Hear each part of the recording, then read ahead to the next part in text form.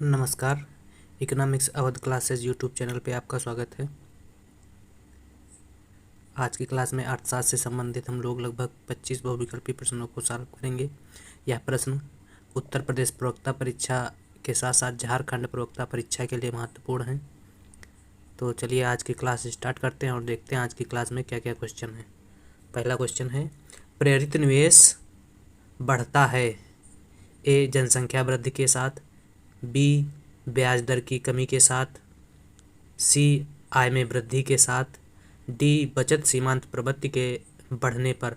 तो प्रेरित निवेश का मतलब होता है कि निवेश में वृद्धि या निवेश की प्रेरणा किसी दूसरी घटना पर निर्भर करती है। निवेश में वृद्धि आय में वृद्धि की वजह से होती है और प्रेरित निवेश जो है त्वरक सिद्धांत में निवेश का कार्य करता है। तो प्रेरित निवेश आय में वृद्धि के साथ बढ़ता है, या किसी कह सकते हैं अन्य घटना के साथ वृद्धि में परिवर्तन होने से प्रेरित निवेश बढ़ता है। तो इसका ऑप्शन में सी सही हो जाएगा। इसके अलावा स्वायत्त निवेश किसे कहते हैं? निवेश दो प्रकार के होते हैं, प्रेरित निवेश और स्वायत्त निवेश। तो स्वायत्त निवेश किसे कहते हैं? स्वायत्त निवेश ऐसे निवेश होते हैं जो किसी दूसरी घटना पर निर्भर नहीं करते हैं। ये निवेश इसलिए किए जाते हैं क्योंकि ये अर्थव्यवस्था के लिए ज़रूरी होते हैं। सरकार द्वारा अस्पताल का बनवाना, स्कूल का बनवाना, रोड का बनवाना, ये सब स्वायत्त निवेश के उदाहरण। तो स्वायत्त निवेश और प्रेरित निवेश, और इसमें जो आंसर पूछ रहा है क्या है इसका, प्रेरित निवेश बढ़ता है। तो आय में वृद्धि के साथ प्रेरित निवेश क्या होता है? बढ़ता जाता है। दूसरा क्वेश्चन है, थ्योरी ऑफ मोनोपोलिस्टिक कंपटीशन के लेखक हैं Chamberlin, A C Pigou, Marshall, Adam Smith. तो थ्योरी ऑफ मोनोपोलिस्टिक कंपटीशन पुस्तक के लेखक चैम्बरलिन हैं। दो का ए सही हो जाएगा। तीन, विशुद्ध एकाधिकार में एकाधिकारी की वस्तु की प्रतिलोच होती है शून्य, इकाई, अनंत, इकाई से अधिक।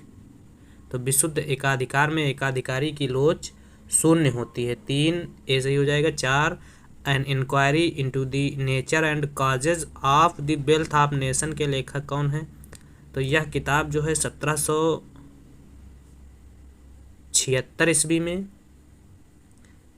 आधुनिक अर्थशास्त्र के जनक एडम स्मिथ द्वारा लिखी गई थी। तो एडम स्मिथ डी ऑप्शन में है, तो डी सही हो जाएगा। 5 नंबर क्वेश्चन, प्रथम बार किस अर्थशास्त्री ने व्यष्टि एवं समष्टि अर्थशास्त्र जैसे पदों का प्रयोग किया? Pigou, Ragnar Frisch, Keynes, Marshall. तो व्यष्टि एवं समष्टि अर्थशास्त्र जैसे शब्दों का प्रयोग सबसे पहले रेगनर फ्रिस द्वारा किया गया था। 5 बी सही हो जाएगा। 6, अति अल्पकालीन बाजार वह होता है जिसमें बाजार पूर्ति वक्र पूर्णतः लोचदार, अत्यधिक लोचदार, पूर्णतः बेलोचदार, अत्यधिक लोचदार। तो अल्पकालीन बाजार में पूर्ति वक्र जो है पूर्णतः बेलोचदार होता है।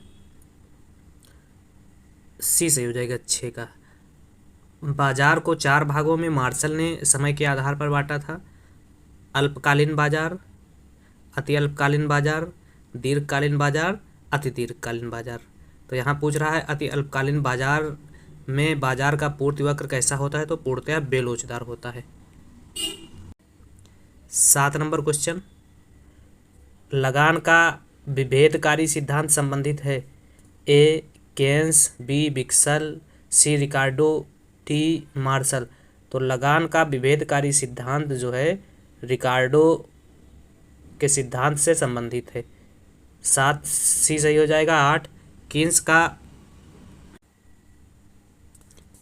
का रोजगार व आय का सिद्धांत जुड़ा है ए ऐच्छिक बेरोजगारी से, बी अनैच्छिक बेरोजगारी से, सी स्वरोजगार से, डी संरचनात्मक बेरोजगारी से। तो कीन्स का रोजगार व आय का सिद्धांत अनैच्छिक बेरोजगारी से जुड़ा है। 8 बी से हो जाएगा। 9, कीन्सियन रोजगार सिद्धांत में निवेश फलन व्याख्या करता है। किसकी व्याख्या करता है? केवल स्वायत्त निवेश की, ऐसे निवेश की जो आय के स्तर से प्रभावित होता है, सी ऐसे निवेश की जो आय की वृद्धि से प्रभावित होता है। डी ऐसे निवेश की जो ब्याज दर से प्रभावित होता है। तो कीन्स का रोजगार सिद्धांत ऐसे निवेश फलन की व्याख्या करता है जो ब्याज की दर से प्रभावित होता है। 9D से हो जाएगा। 10 यदि गुणक के रूप में व्यक्त किया जाए तो गुणक के दो सूत्र अगर के रूप में होते हैं, एक तो के बराबर होता है 1/1 - MPC से, के और MPC में सीधा संबंध व्यक्त करता है, और एक बराबर होता है के बराबर 1/MPS। यह के और MPS में विपरीत संबंध को व्यक्त करता है। तो इसका आंसर दिया है सी में दिया है, के बराबर हो जाएगा 1/1 - MPC। अगला 11 नंबर क्वेश्चन, कीन्स का रोजगार सिद्धांत है एक स्थैतिक सिद्धांत, हैरट के अर्थ में प्रायोगिक सिद्धांत जिसमें काल विश्लेषण किया गया है, तुलनात्मक स्थैतिक सिद्धांत। तो कीन्स का रोजगार सिद्धांत तुलनात्मक स्थैतिक सिद्धांत कहलाता है। 11D सही हो जाएगा। 12 प्रदर्शन प्रभाव संबंधित है, नर्क्स, मेडल, पीगू, लेविन्स। तो प्रदर्शन प्रभाव नर्क्स के सिद्धांत से संबंधित है। अगला 13 नंबर क्वेश्चन, निम्न के सही कालक्रम को ज्ञात कीजिए। तो सबसे पहला सिद्धांत जो था कीन्स का उपभोग फलन का सिद्धांत, जिसे उपभोग का मनोवैज्ञानिक नियम कहा जाता है, सबसे पहले यह सिद्धांत आया। तो इस एक पहले नंबर पे है बी ऑप्शन में, बाकी सब गलत हो जाएंगे। दूसरा सिद्धांत ट्यूजनबरी का सिद्धांत था, सापेक्ष आय परिकल्पना। तीसरा फ्रीडमैन का स्थायी आय परिकल्पना, और चौथा मोदिग्लियानी का जीवन चक्र परिकल्पना था। तो इस प्रकार से 13 का बी सही हो जाएगा। 14 नंबर, सीमांत उपभोग प्रवृत्ति MPC का मूल्य क्या है जब सीमांत बचत प्रवृत्ति शून्य है। तो जब सीमांत बचत प्रवृत्ति शून्य है तो MPC का मान 1 हो जाएगा। 15 नंबर क्वेश्चन, कीन्स का उपभोग का नियम लागू होता है समाजवादी अर्थव्यवस्था पर, मिश्रित अर्थव्यवस्था पर, पूंजीवादी अर्थव्यवस्था पर, उपरोक्त सभी। तो कीन्स का उपभोग का नियम पूंजीवादी अर्थव्यवस्था पर लागू होता है। 15C से हो जाएगा। 16 आय बचत और उपभोक्ता व्यवहार का सिद्धांत पुस्तक किसकी है। तो आय बचत और उपभोक्ता व्यवहार का सिद्धांत नामक पुस्तक ट्यूजनबरी द्वारा लिखी गई थी। अगला 17 नंबर, सापेक्ष आय परिकल्पना का प्रतिपादन किया गया था कीन्स द्वारा, कुजनेट द्वारा, फ्रीडमैन द्वारा, कोई नहीं। तो सापेक्ष आय परिकल्पना ट्यूजनबरी द्वारा प्रतिपादित की गई थी। तो ट्यूजनबरी इस ऑप्शन में है नहीं, तो 17 का डी सही हो जाएगा। 18 किस परिकल्पना के अनुसार उपभोग प्रत्यावर्तनीय है। जीवन चक्र परिकल्पना, स्थायी आय परिकल्पना, सापेक्ष आय परिकल्पना, निरपेक्ष आय परिकल्पना। तो सापेक्ष आय परिकल्पना ट्यूजनबरी द्वारा दी गई थी, जिसमें उपभोग प्रत्यावर्तनीय है। 18C से हो जाएगा। 19 उपभोग की सीमांत प्रवृत्ति के बारे में कौन सा एक सही है। MPC सदैव शून्य के बराबर होती है, MPC सदैव 5 के बराबर होती है, MPC शून्य से अधिक लेकिन 1 से कम होती है, MPC शून्य से कम लेकिन 1 से अधिक होती है। तो MPC शून्य से अधिक लेकिन 1 से कम होती है। 19C से हो जाएगा। 20 रैखिक उपभोग फलन मूल बिंदु से गुजरेगा जब, मूल बिंदु से कब गुजरेगा, जब MPC बराबर APC के हो। रैखिक उपभोग फलन मूल बिंदु से कब गुजरेगा, तो जब APC बराबर MPC हो। यह कुजनेट के सिद्धांत में बताया गया था।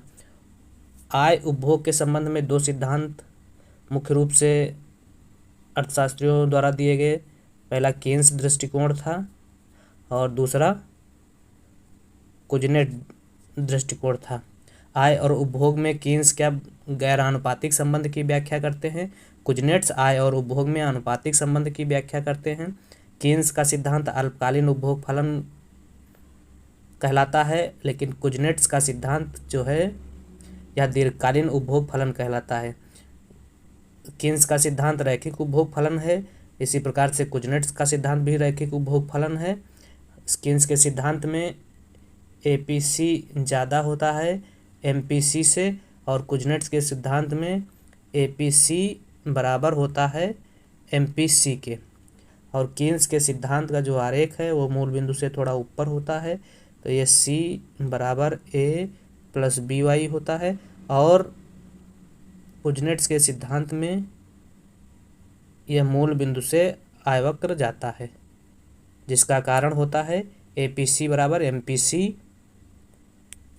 तो इस क्वेश्चन में पूछा गया था रैखिक उपभोग फलन मूल बिंदु से गुजरेगा जब एपीसी एमपीसी के बराबर होगा। अगला, उपभोग का मनोवैज्ञानिक नियम किसने दिया? तो उपभोग का मनोवैज्ञानिक नियम कीन्स द्वारा दिया गया था। निम्न चित्र में प्रदर्शित है, तो यह चित्र पूर्ण प्रतियोगिता बाजार का है जो पूर्णतया लोचदार मांग वक्र को प्रदर्शित करता है, जहाँ AR/MR बराबर है और मांग की लोच अनंत है। अगला 23 नंबर, कर देने के भार के वितरण को क्या कहते हैं? कर पूंजीकरण, कर का प्रभाव, कर का भार बांटना, कर विवर्तन। तो यह कर देने के भार के वितरण को कर का प्रभाव कहा जाता है। 23 का बी सही हो जाएगा। तो इस प्रकार से आज की इस क्लास में हम लोगों ने 23 बहुविकल्पी प्रश्नों को सॉल्व किया है। प्रश्न TGT, PGT, net, JRF, KBS, NBS एवं GIC, LT की परीक्षाओं के लिए महत्वपूर्ण हैं और प्रश्न पूछे जाने की संभावना है।